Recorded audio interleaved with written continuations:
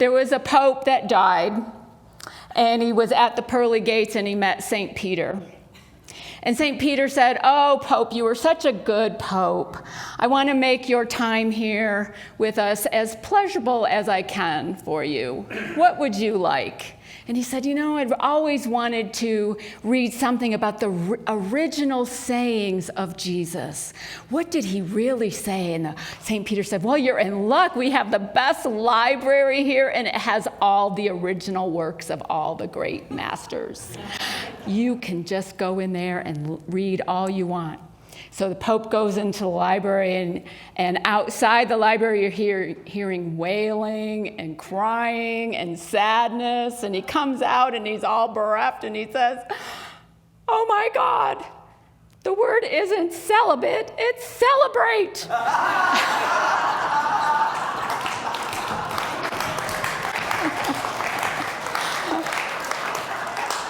Very close, but not quite.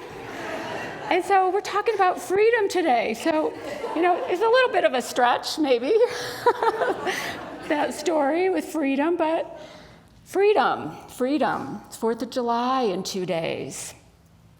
How many were up last night late because there were so many firecrackers going off outside already? Yeah. Ugh.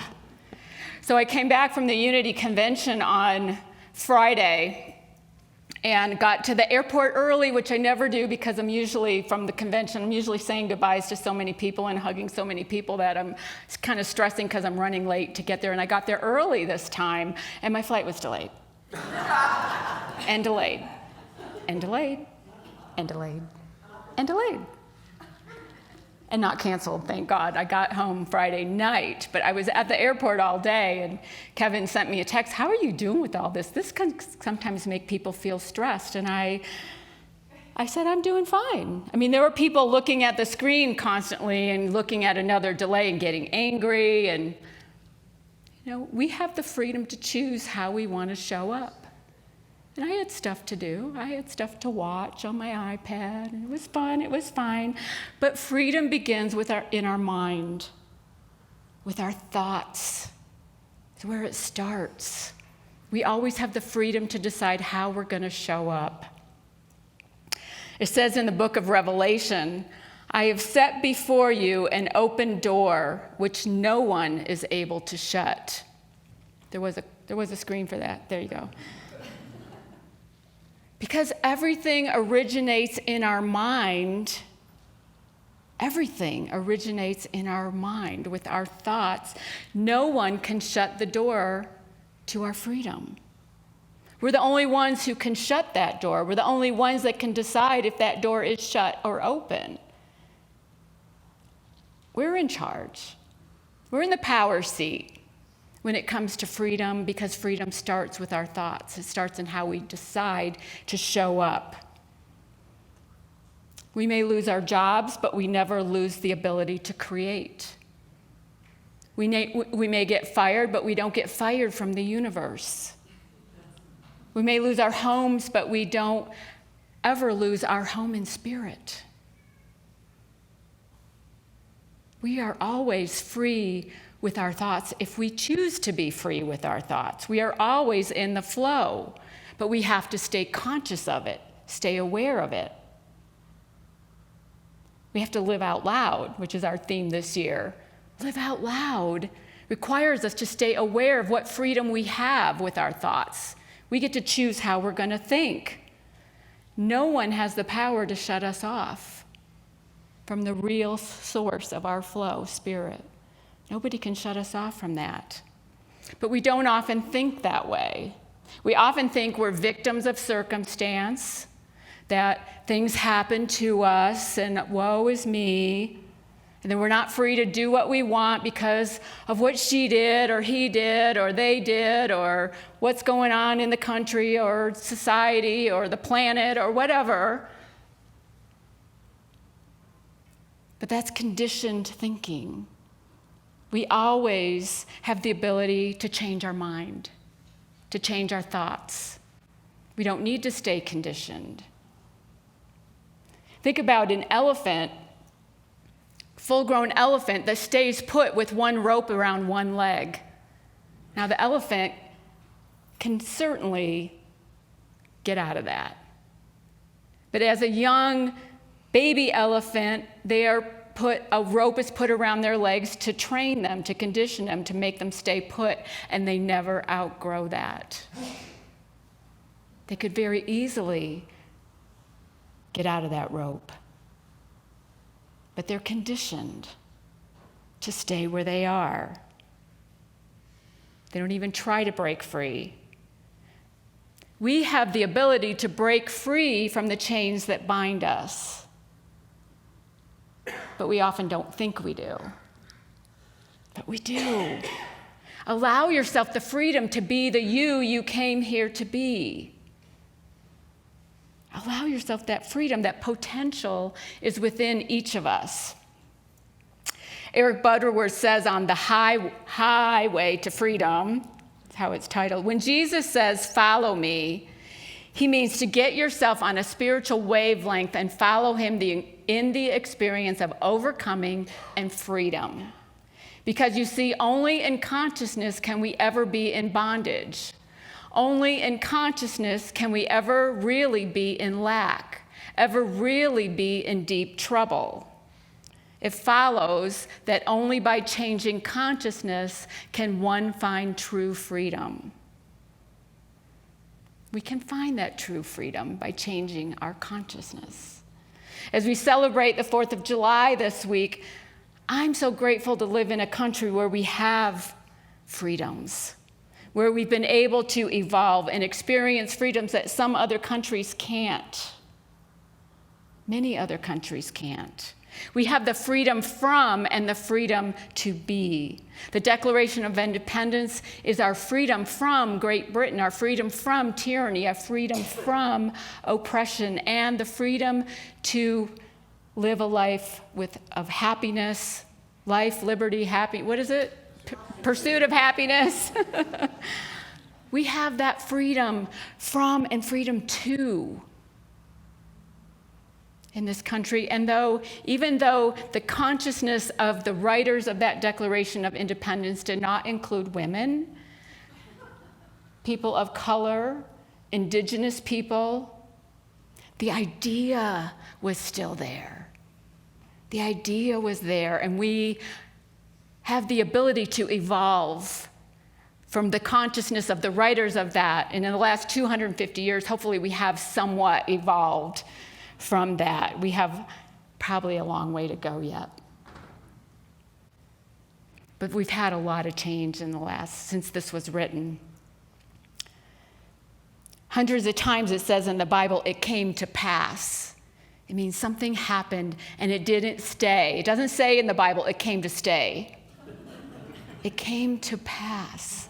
It's always a movement. And so we allow ourselves to evolve. We allow ourselves to not stay in one place, not be chained to our conditioned thinking and our patterned reactivity. At the Unity Convention this week, there was a lot more, as it has been the last 2 years, on diversity, inclusion, and equity. It's not a one and done. We had a workshop here, 4-part workshop. It's not a one workshop, 4 parts, and we're done. Oh, we're all fine now. No, it's a constant practice and learning and going within and seeing where our biases are and practicing to come out of those. It's a continual learning process, and our strategy team will be thinking and creating ways to continue this work that we started. Just as the Unity as a whole, the Unity movement is working on this too. The real work is when we leave convention or when we leave the sanctuary, and how do we show up to ensure that we're all free, equally free. Martha Smock says this, and listen, beloved, the freedom to be all that God created you to be is yours, not someday, but now. Do not put off your freedom by thinking that you can be free only if some conditions change or some person changes or by thinking that you cannot be free till the children are grown or the bills are paid. Anybody there? We're all there from time to time. Allow yourself the freedom to be you. Freedom is in finding your true self, the self you came here to be, and not running from the false self or the foes that we perceive in our minds. We all have foes that we perceive. And sometimes it's us. Sometimes we're our own worst foe. All week long at the convention, and this happens every year that I go, I was plagued with a feeling. I'm around wonderfully inspiring ministers and teachers, and I get plagued with I'm not enough. I'm not enough. I'm not doing enough. I'm not making enough difference. I'm not inspiring enough. I'm not enough. How can I keep helping? How can I keep doing? How can I keep being all I came here to be? Look at all these amazing people. Do I really fit in here? Do I really belong? This is conditioned thinking, right? And am I alone in this? Anyone ever feel that way? Yeah, we all feel this way from time to time. These are the chains that bind me, something that I'm constantly needing to work on and remind myself of, that I am enough, that I am plenty. And we can still strive to be more of ourselves, more of that potential, more of our God-given potential that we all came into this lifetime to be. Wishing we were more. I just finished my 2-year spiritual direction program, and I was recognized at the convention for graduating. And all the while, I'm thinking, now what? Now what? Now what? I'm done with that, now what? I got another credential, now what? And there are several credential programs that you can get involved in, and all of you are invited to try one if something calls to you. And so I found myself looking around at the convention, at the different tables, the different booths. What can I do now? What credential can I get now? I can't not do anything. Like, hello, Sue, you've got a job, right? But I found myself looking at this and then talking about a class that I wanted to take that starts in July with Richard Rohr on the interior castle. And as I was sharing this with another minister who's a lot like me in this regard, we both realized we are enough.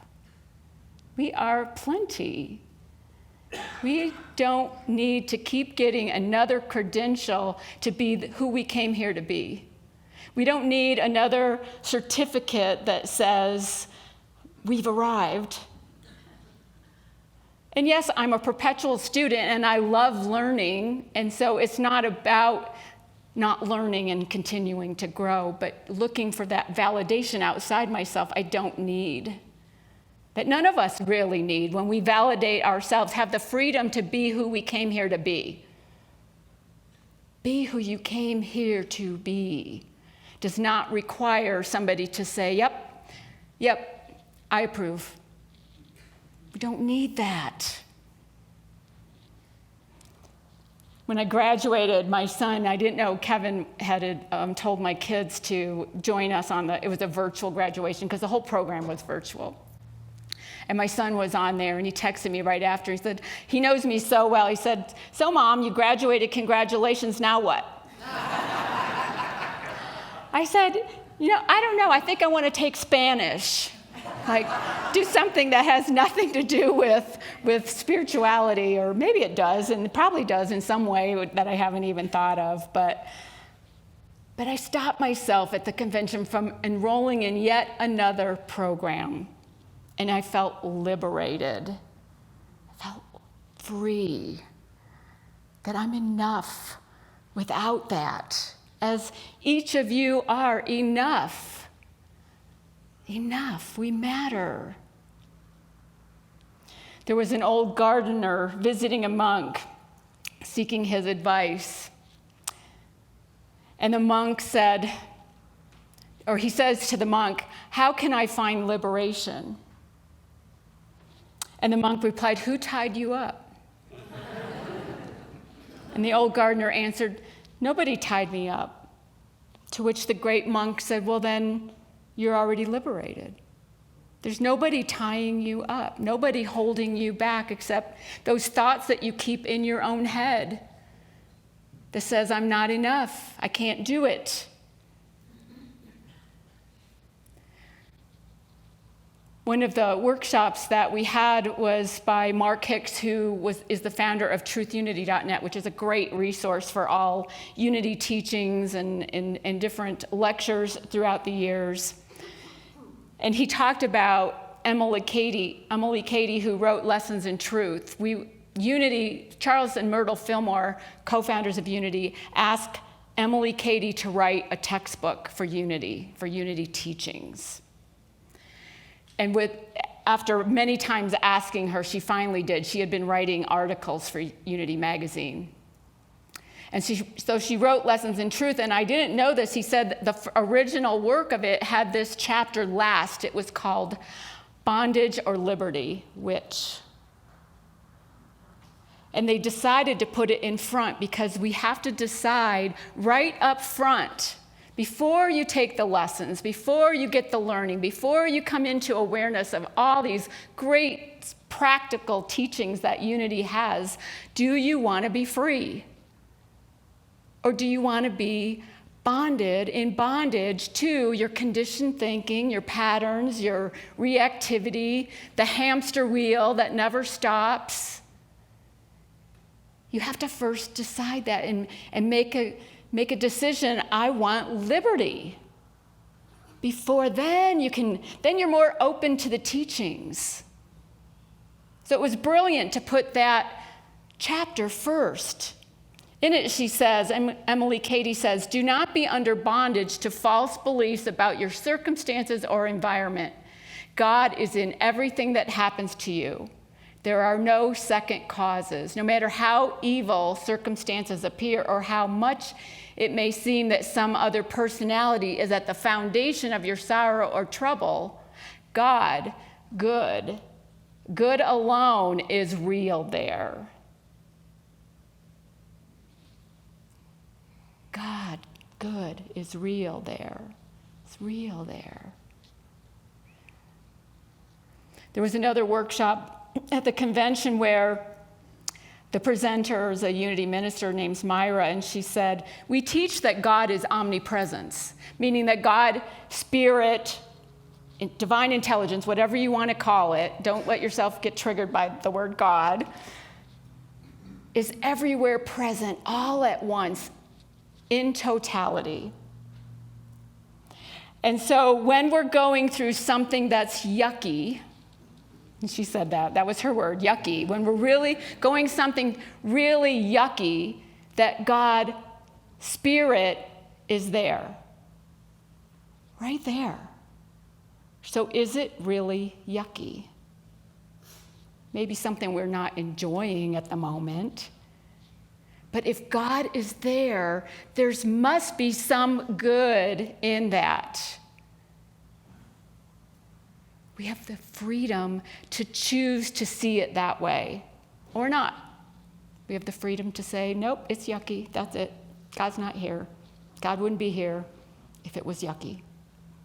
Or we can say, yes, there's a lesson here. There's a blessing in this for me. There's something here for me to learn. There's some good in here for me. Just like Joseph, whose brothers sold him into slavery back in the Hebrew scriptures. And he said, they may have intended it for evil, but God intended it for good. Because he became the prime minister of Egypt. He saved his brothers from starvation. We have that freedom. We We have that freedom to look at everything, good, bad, or ugly, as a blessing. I read an article, and it was so many squirrels later that I don't remember where it came from, but that there are 3 types of freedom. There's the freedom from, so we want to have freedom from something, some constraint, some maybe pattern of belief that we're holding. There's the freedom to do, to have, to go, to be able to go where we want to go, do what we want to do, have what we want to have. And then there's the freedom to be all we came here to be. Jean-Jacques Rousseau was an 18th century philosopher, and he says that man is born free, and everywhere he's in chains. Woman is born free, and everywhere she is in chains. Those chains that restrict us and tell us we can't do this, we can't do that. Those chains that tell us what we believe about ourselves. I'm not enough. In this group of wonderful ministers, I'm not enough. My chain is something that we can break out of if we choose. We get a lot of joy out of that, as Rebecca sung about. There's a lot of joy in that freedom. The second freedom, to have, to do, to go where we want, is mostly about results. It's mostly about getting something, doing something, going somewhere, and there's nothing wrong with that. Nothing wrong with that. We have the freedom to do that, to have that. But it's results-oriented. It's mostly ego wants, and that's okay. And the third freedom, to be all that we came here to be, it involves surrendering to something greater than ourselves. Surrendering to that guidance that's coming to us. Surrender to that still small voice. Surrender to the potential that is longing to come forth from us and be more of who we came here to be. We have that freedom, which is the greatest freedom that we can have. Because we're not questioning the path if we're following it. Because we know, we have an internal, innate knowing. This is the freedom where we're part of the world, but not of it. Emily Cady says in Lessons in Truth, lose sight of all differences, all side issues and lesser things, and seek but for one thing, that is the consciousness of the presence of an indwelling God in you and your life. That indwelling spirit, that indwelling God is the center of us all, the source of us. It's where our true self lies. And the closer we are to the center, the more alive we feel, the more freedom we feel. Free from jealousy, free from our need to be more than, free from having animosity towards our neighbors. Think about a wheel and the spokes that come out from the hub, from the center. The closer those spokes are to the center, spirit, if you will, the less distance there is between them. We get farther and farther away from our center, from our source, from the spirit within us, the farther we are away from each other. We want to stay centered. That's why Jesus says in the book of, I think it's the Gospel according to Matthew, seek first the kingdom. Seek first the kingdom. That's the most important lesson we can learn, to seek first that kingdom. See the blessings, see the lessons, see the good. That's our invitation, and that is our freedom when we see that. Free from those chains that keep us in a world of duality, of good, bad, right, wrong. No, one. See the whole and embrace that wholeness, that wheel, that we're all connected to that source, that we're all part of that. And we are all different too. One of the singers at the convention was Summer Osborne. I don't know if any of you know who she is, but amazing. I'm trying to get her to come out here next summer. And she said, unity does not mean uniformity. That we are different and we're unity. We're still unity. We can embrace that. Embrace that. And know that each of us is created in the image and likeness of Spirit. Each of us is created with that same sense of love. So what chains bind you? What chains are binding you? And are you willing to be the you came here to be? Are you willing to allow yourself that freedom? I promise you there's a whole lot more joy in that than the alternative. Eric Butterworth says that the greatest freedom is the choice to begin again. So this 4th of July, remember, we have the freedom to choose. So choose again. Namaste.